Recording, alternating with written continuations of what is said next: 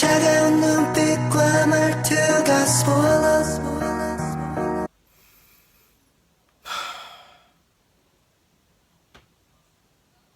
Well, we all know it's gonna happen sooner or later, but it's just so many thoughts went through my head yesterday. Okay, let me start this off properly. Hello everybody, my name is Nathan and welcome back to another video. Now yesterday prior to this recording, I watched the season finale of Produce 101 Season 2. I had to watch it without English subtitles simply because I couldn't wait for it this time, and with these results I can safely say I have never felt a more conflicting mix between pure joy and utter disappointment. Or more likely confusion, if anything. I'm proud, but confused at the same time? I even feel like doing my hair for this video. Jesus, where do I start with this? Well, first things first, I gotta establish that Kang Daniel was my #1 pick. So I was rooting for him all the way through. In fact, this is my top 11 right here. On the left was my predictions and to the right were the actual final results. Now don't get me wrong, a large majority of my list made it into the final 11. And in fact, I actually predicted the exact rankings of them as well. Kang Daniel #1, Park Ji-hoon #2, Lee Jae-hui at #3, Bong Sung-woo at #5, and Yoon Ji-sung at #8. Now on the show, right? Before any of the trainees were revealed, Boa announced the name of the final 11. And the name is... 101! It's a playoff Produce 101, which I do see how they got the name there. And it's just gonna have to take some time of getting used to. But hey, IOI's name took some time to getting used to as well, so there's no really big problem there. So with the trainees. So let's just go off with a sequence of how they were revealed as. So on the finale, they started off with rank 10 and worked their way up to rank 1, leaving rank 11 to be a surprise. And boy was this one a surprise. But regardless, whoever ranked at number 10 set the baseline for the rest of the trainees. When Boa said C9, my heart jumped. I immediately thought that Jess from 105 Degrees must be screaming her lungs out right now. Personally, I wasn't the biggest fan of Bae Jin-young, but I definitely had my eye on him throughout the entire season. He's one of the biggest heartthrobs to Produce 101, and this kid finally gets to debut. So the next trainee was Hwang Min-hyun at number 9. Now on my list, I had Kang Dong-ho and Kim Jonghyun. If you saw my last Produce 101 video, you guys would know why I chose these two over Min-ki and Min-hyun. I would have loved to have Jonghyun as a leader, or Dong-ho be a main vocal. I'll get to my thoughts on Jonghyun later. But not gonna lie here, Min-hyun as number 9 was a pretty pleasant surprise. Hana was rooting for him since the beginning, and next to Min-ki, Min-hyun is one of Hana's favorite newest members. So I'm really happy one of her favorites made it in. And now for number 8, and I can tell you this, fellow viewer, I legitimately cried. Yoon Ji-sung, the almighty meme lord. Now guys, I cannot exaggerate how happy I was. Hearing Boa say MMO Yoon Ji-sung Yeonsup-sang, I kid you not, I jumped out of my chair and legit started screaming at the top of my lungs. Intelligent claps and cheers all around. Seriously guys, words can't even begin to express how happy I was to see Yoon Ji-sung in the final lineup. There are no words in the English dictionary that could explain how much I wanted Ji-sung to be in this group. If it wasn't for Daniel, he would have been my Produce 101 bias. Like seriously now, like blood started rushing up to my face, my eyes started to well up, my hands started to shake like Emperor Palpatine's unlimited power! I'm just so proud of him. The meme lord is debuting, everyone! Now, number 7 really caught me off guard. I was quite literally on the edge of my seat right here when Boa said that number 7 was a member from the Never group. So then my mind immediately jumped to Kim Jonghyun. I was 1000% sure that he was gonna make it in. Like for sure, this was me yesterday. The Never group?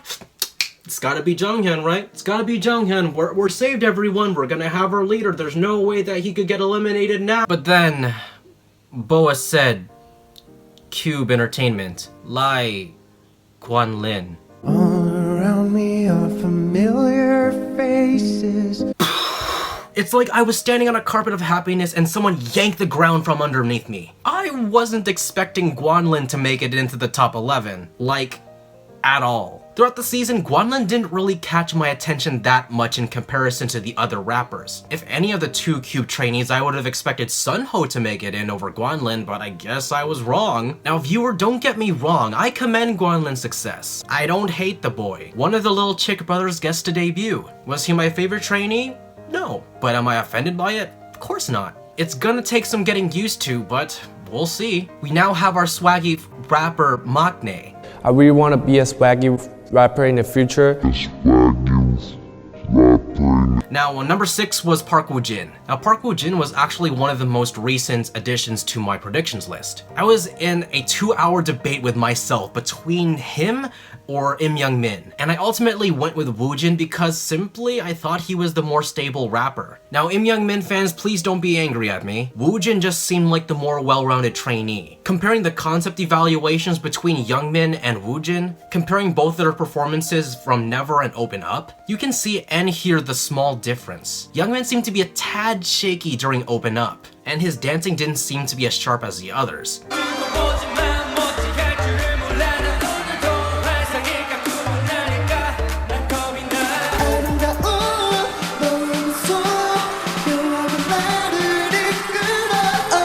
Granted that Open Up had one of the hardest choreographies out of all the concept evaluation songs. Woo-jin just seemed to be more stable than Never, and he was still able to keep up with a difficult choreo.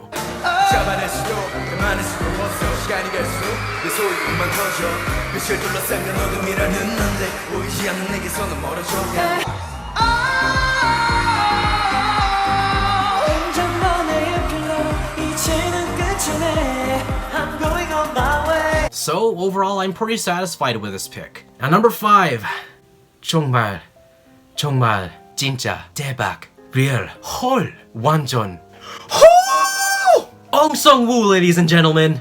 Seeing him on the verge of tears and his super wide smile when his name was announced, it just brought even more tears of happiness to my face. Like you could see his genuine feelings of happiness and pure accomplishment. 정말 진짜 완전 감사드립니다. And it's like, I'm just so happy for the dude. And now 101 has 2 meme lords within the same group. 슬라이드 찍겠습니다. 하나, 둘, 셋. Now number 4 also caught me off guard like Gwanlin, but in a better way and maybe even the best way possible for me. My man, my main vocal, the independent trainee, Kim Jae-hwan. Since his audition video, the trainee that I've truly been with since episode 1, I couldn't believe that he was able to secure 4th place. Now I really admire Jae-hwan for not only his harmonious voice, but the fact how he doesn't even have a company. He's an independent trainee, the first trainee to debut without a company in a survival show. He's living proof that you do not need a company to be successful in this industry. Jae-hwan, my man, you're going places. And now for number 3. Now unfortunately, due to spoilers and accidentally opening up Instagram first thing in the morning, I already knew who number 3 was, Lee Dae-hui. Our adorable center's debuting, guys! And even though I was already spoiled about this spot, I couldn't help but to leap out of my chair and just like applaud like a proud daddy who just saw his son graduate. I personally couldn't see the final 11 without Dae-hui in it, and now we officially have our Maknae line. And from this point on, I just can't wait to see what else Dae-hui can bring to the table. So during the finale, they revealed the top 2 trainees at the same time. I thought it was pretty obvious of who it was gonna be. I could already predict 100% who it was gonna be, but then I looked at my original list, and then I noticed something that concerned me a lot. I noticed that Kim Jonghyun and Kim Samuel haven't been called yet. That meant one of 3 things. 1, I have to choose between them. 2, one of them is number 11. Or 3, neither of them were gonna debut. Like I said, I'll get to this later. So the screens then revealed Park Ji-hoon and Kang Daniel. And though it was obvious to me and that I expected it, I was still like, yeah boy, yeah, that's my boy Daniel, come on boy, let's go, let's go! And whoever ranked number 1 was gonna be 101's center. Whoever number 1 is gonna be the next Jun So-mi. I would have been completely okay if Park Ji-hoon was the center. But it turned out that my boy Daniel took the cake, man! My boy is number 1 and center, everybody! Lightsabers all around! So, I'm sorry, if you guys were longtime viewers of the show, you'll already know that lightsabers are always a good time. Congrats to Daniel and Jonghyun for being the top 2, and I can't wait to see what kind of concepts that they will own in the future. So it was this point in the episode where it came down to the thinnest wire. Trainee number 11. So on 2 of the big screens, 4 trainees were revealed at the same time. These were Kang Dong-ho, Kim Jonghyun, Ha Sung-woon, and Jung Se-woon. Now looking on my original list, all of them were there. But at this point, I was crossing every single finger and toe on my body for Jonghyun to make it into this position right here. The group needs a strong leader. At first, the cameras faded to Jonghyun and Dong-ho, so that automatically made me assume that Se-woon and Sung-woon were completely out of the running. But it turned out that the opposite was true. Sung-woon and Se-woon were competing to be number 11, and Dong-ho and Jonghyun were completely out of the running. Again, I watched this episode without any English subtitles. I had no idea what just happened. And I was like, bitch! So number 11 was revealed to be Ha Sung-woon, which I can roll with. On my OG list, I put Sung-woon and Se-woon both in the same position because I would be okay with either of them making it. I only leaned more towards Se-woon because he would be able to close the age gap between the youngest and the oldest members. But I can roll with this result, which means we have our official final 11. Ladies and gentlemen, boys and girls, I present to you 101. Still need to get used to that. Now overall, I'm pretty satisfied with this group. We have 3 or 4 rappers if you want to count Jonghyun, we have 7 vocalists, and we have 5 dancers. When it comes down to the essence of it, I say that this is a pretty satisfying group. And now time to get to the section that you guys are waiting for. For those of you guys who are asking, yes, I am absolutely devastated that Samuel and Jonghyun aren't in this final lineup. Moreover, I'm more distraught that Jonghyun isn't in 101. My heart sunk when I saw that Jonghyun or Samuel wasn't in number 11's position. Samuel's a great singer and he's a great performer nonetheless. And Jonghyun was the absolute perfect. He was the perfect candidate for the leader. And the fact that they're not in this group, I still think they both deserve a spot in the top 11. They would have made such amazing additions. I even have some friends that are livid at this final lineup. Some of them are saying stuff like this. Ugh, I am so boycotting Mnet. Hey, where's Jonghyun? Mnet was cheating Sammy. I call it, it's foul play. What's Guanlin doing there? He doesn't deserve this. Hashtag justice for Young Sub. Well, at least Haknyeon's not there, am I right? And yes, I do understand your guys' point of view. Trust me, Jonghyun is my newest bias. If any of the newest members were to make it into 101, Jonghyun would be it. I wanted him in the final lineup just as much as I wanted Daniel. But if I can be real and speak 100% honestly, there is nothing that we can do about it anymore. People can boycott, people can make petitions, they can slander and not support 101 all they want. It's not gonna help Samuel, it's not gonna help Young Sub, and it's not gonna help Youngmin debut any faster. We're not asking you guys to stand 101. You don't have to, you're entitled to that. I wasn't rooting for Guanlin either, but I'm not complaining about it. Back during season 1, people said the exact same thing about Doyeon